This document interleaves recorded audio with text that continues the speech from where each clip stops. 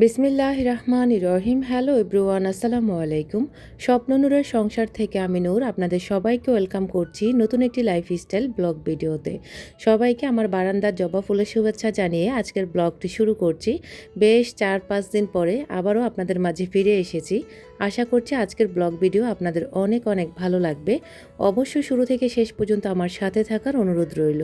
Video শুরুতে আমার প্রিয় প্রিয় ভাই বোন এবং আঙ্কেল আন্টিদেরকে রিকোয়েস্ট করব আমার ভিডিওটাতে একটি লাইক দিয়ে ভিডিওটা কন্টিনিউ করুন। আপনার ছোট্ট একটি লাইক আমাকে নতুন একটি দিনের ভিডিও মেক করার উৎসাহ যোগায়। সেই সাথে এখনও যারা চ্যানেলটিকে সাবস্ক্রাইব করেননি, প্লিজ সাবস্ক্রাইব করে আমার পরিবারের একজন বন্ধু হয়ে থেকে যেতে পারেন। পাশে থাকা অল অপশনটা অন করে রাখবেন। আমি যখনই ভিডিও আপলোড করব নোটিফিকেশান পৌঁছে যাবে আপনার কাছে, আর আপনি সময় মতো আমার ভিডিওটা দেখে নিতে পারবেন। দেশ এবং প্রবাস থেকে যারা প্রতিনিয়ত আমাকে সাপোর্ট দিয়ে আমাকে ভালোবেসে এই পর্যন্ত এনেছেন, আপনাদের সবার প্রতি রইল অনেক অনেক ভালোবাসা, সেই সাথে অনেক বেশি কৃতজ্ঞতা। গত 4-5টা দিন আমি আপনাদের সাথে ভিডিও শেয়ার করতে পারিনি। আমার আবারও প্রেশার বেড়ে গিয়েছে, সেই সাথে আমার অনেক দাঁতে ব্যথা করতেছে। মানে এত দাঁতে ব্যথা যে আমি যে কথা বলবো তার কোনো আমার সাহস নেই।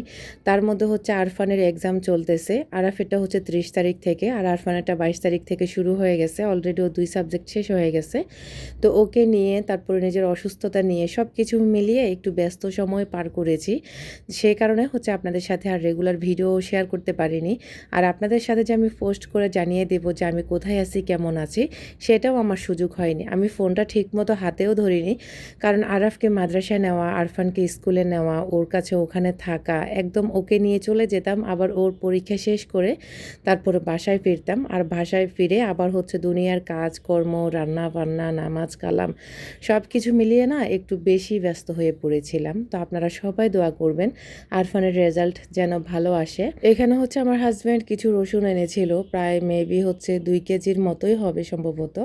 তো এখানে আমি ভালো করে বেছে পরিষ্কার করে নিয়েছি।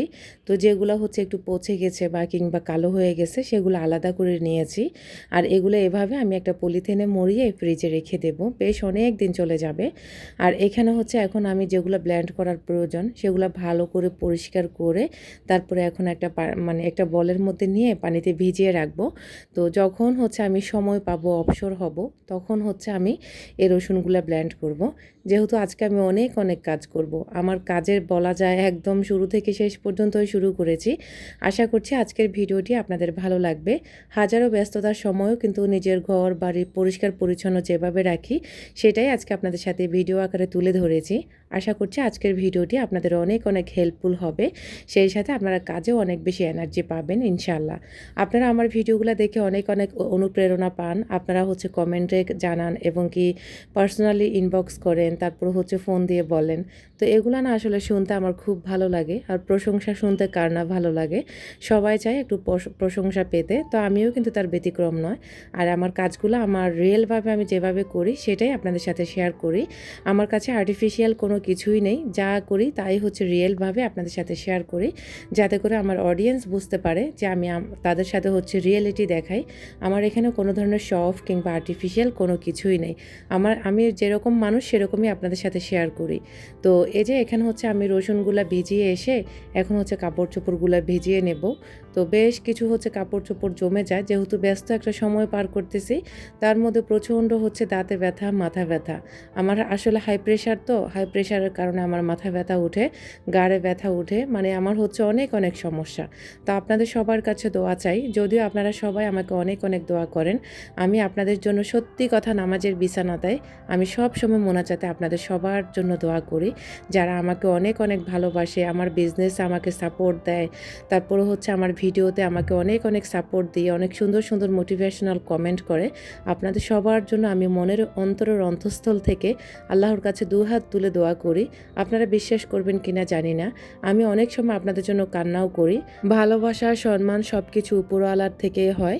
তো হয়তোবা আল্লাহ পাক আপনাদের মনে আমার আমার জন্য ভালোবাসা সৃষ্টি করে দিয়েছেন, যার কারণে আপনারা আমাকে অনেক অনেক ভালোবাসেন।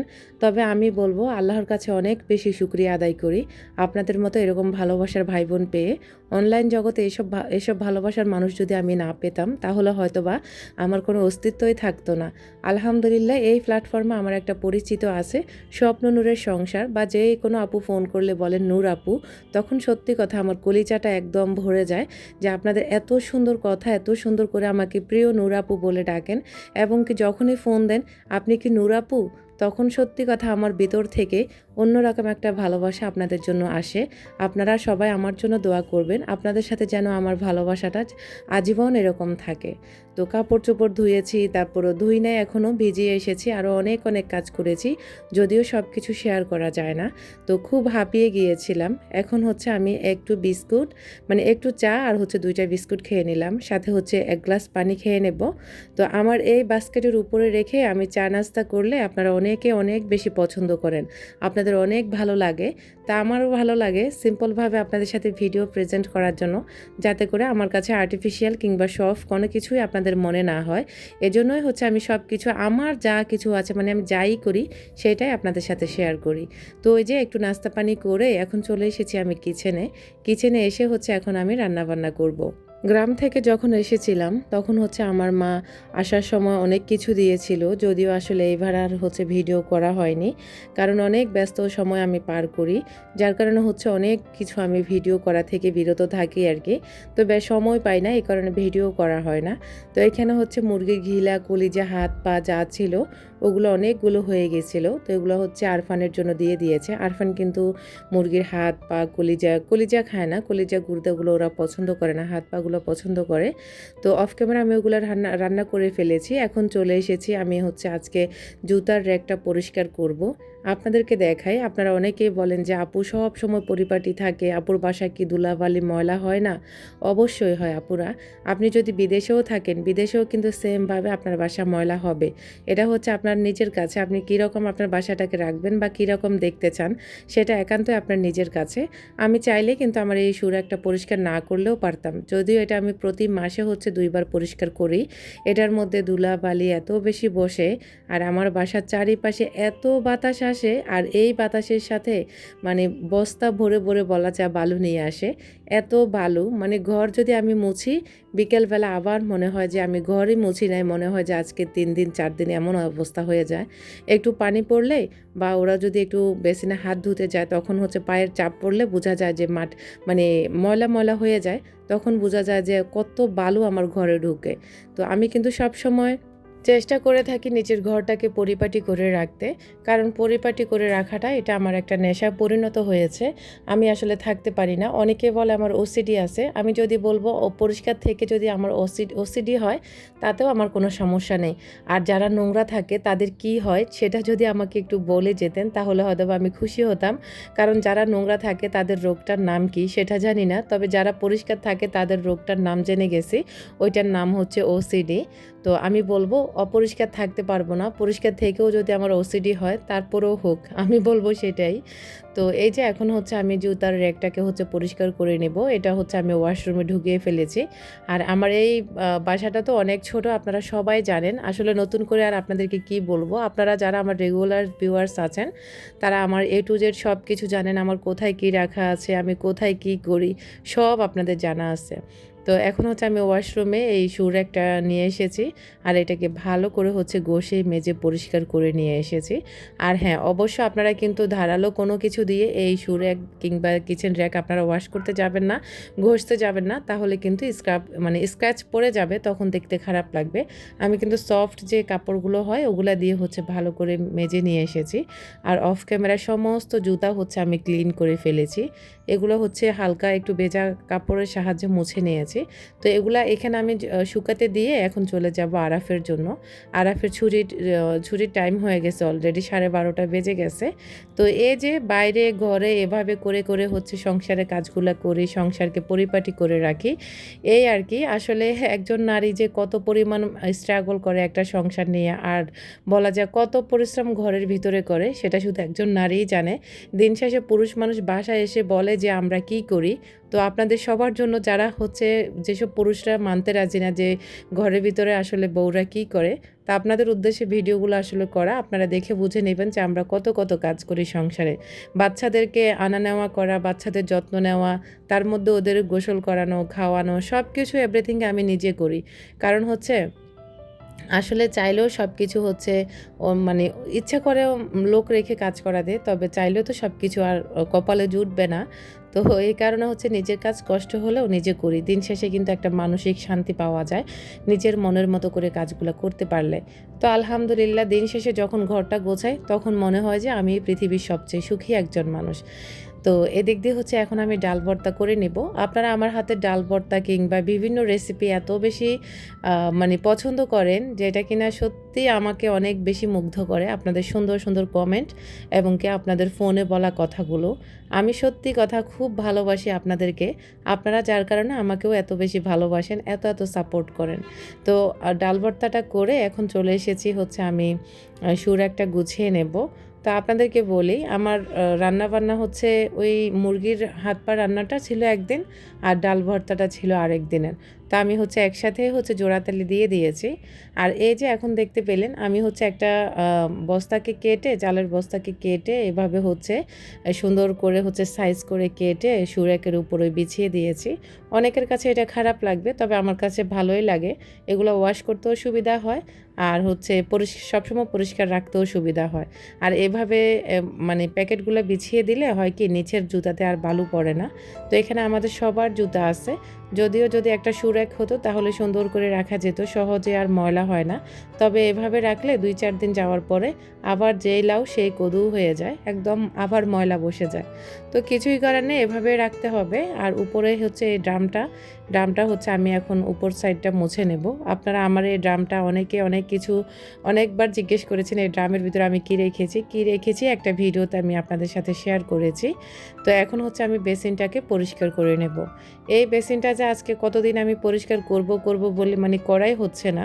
তো এত ব্যস্ততার ভিতরে আবার এত পরিপাটি করে থাকাটা, এটা একটা চ্যালেঞ্জের ব্যাপার হয়ে যায়, যেটা আমি নিজে রিয়েলাইজ করতে পেরেছি যে ব্যস্ত মায়েরা কত শত কাজ করে, অফিস করে, এসে আবার বাচ্চা কাচ্চা সামলায়, আবার নিজেদের পার্সোনাল কত শত কাজ থাকে।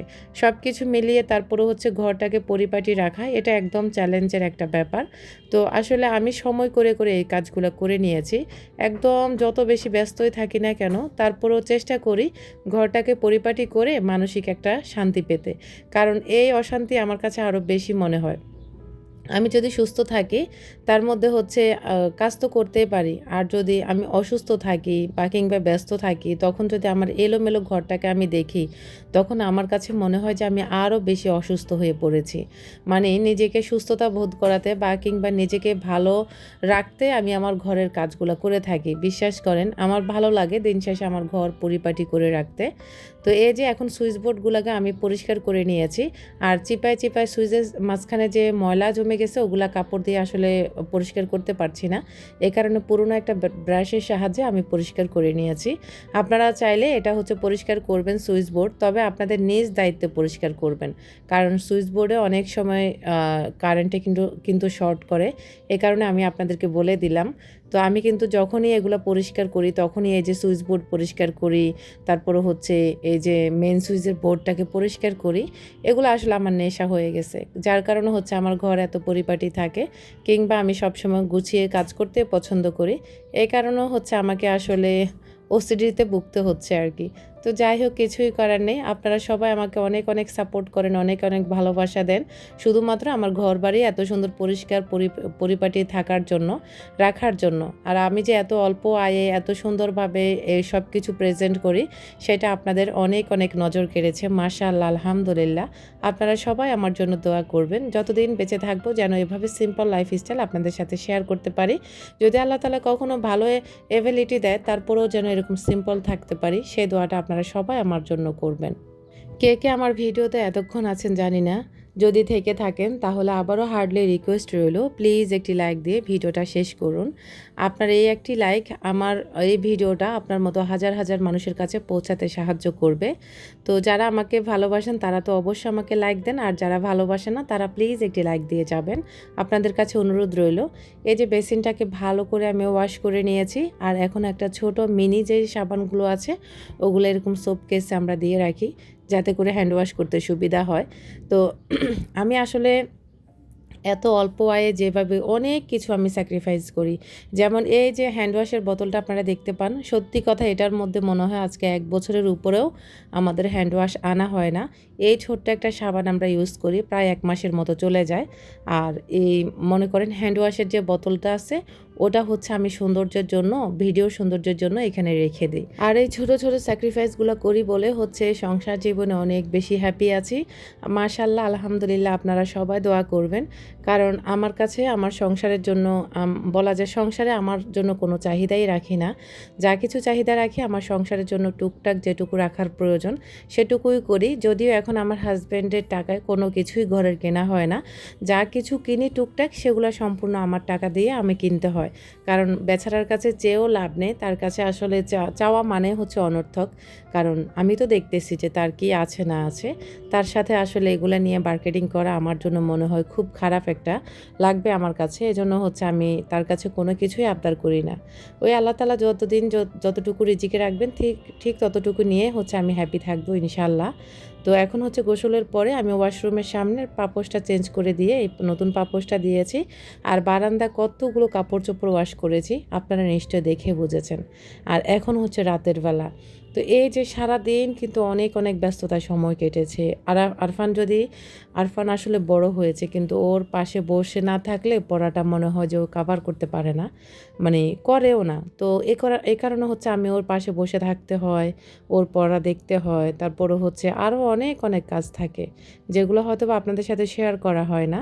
তো এখন হচ্ছে রাতের বেলা একদম সমস্ত কাজ শেষ করে বাচ্চাদের খাবার দাবার খাইয়ে ওদেরকে শুইয়ে দিয়েছি।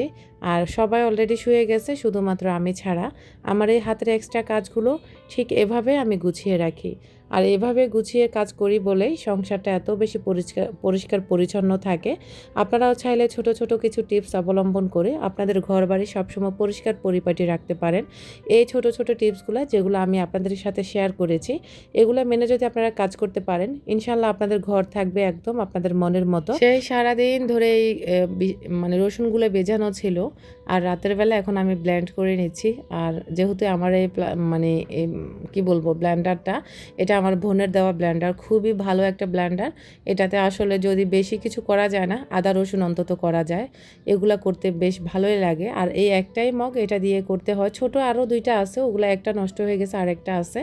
আর এটা দিয়ে আমার আদা রসুন হলেই হলো, এর থেকে বেশি কিছুর আমার প্রয়োজন নেই, আর আমি এর থেকে বেশি কিছু করিও না। এটা দিয়ে আমার চলে যাবে ইনশাল্লাহ। তো এই হচ্ছে আমার সংসারের কাজবাজ। কেমন লেগেছে আজকের ভিডিওটি অবশ্যই কমেন্ট করতে ভুলবেন না। বেশি ভালো লাগলে আপনার ফ্রেন্ডস অ্যান্ড ফ্যামিলির সাথে শেয়ার করতে ভুলবেন না। আর হ্যাঁ, অবশ্যই আমার ভিডিওতে আপনারা বেশি বেশি করে কমেন্ট করবেন। আমি সময় সুযোগ মতো আপনাদের কমেন্টের অবশ্যই রিপ্লাই করব ইনশাল্লাহ। আমার আগামী ভিডিও দেখার আমন্ত্রণ জানিয়ে আজকের ব্লগটি এখানেই শেষ করছি। দেখা হবে নতুন কোনো ভিডিওতে। আল্লাহ হাফেজ, আসসালামু আলাইকুম সবাইকে।